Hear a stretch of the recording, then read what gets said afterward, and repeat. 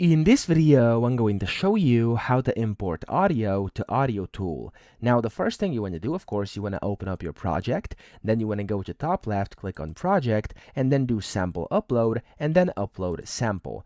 From here, it's going to open up something that's called probe. Here you want to click on browse, and to actually import your audio, just find the audio you want to upload. So here I just have an audio from my tutorial. I'm simply going to click on that and click on open, and it's going to open up over here. You can listen to it if you want to. In this video, You could go ahead and basically edit it. So here you have a bunch of different editing tools. You could crop, you could fade, delete, copy, paste, undo, redo, whatever you want to do here. And when you're happy, when you're ready, you can go ahead and click on file, top left, and then click on the upload button.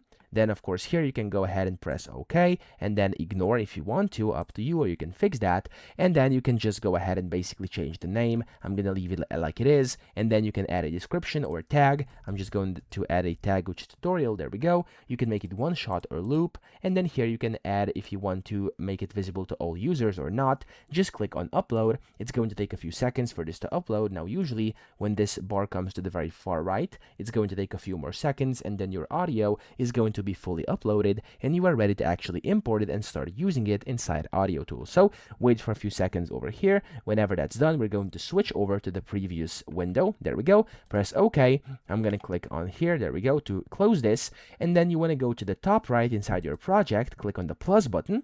You want to go to samples, and then here you can see it says all, fave, my, and track. So click on my over here, and in here you should be able to now find your audio. So I'm going to just drag and drop it on here, and as you can see, the audio has now been added in here, and I can go ahead and, of course, do whatever I want with it. So that's it. I hope this video helped you out. If it did, please subscribe to the channel and help me out as well.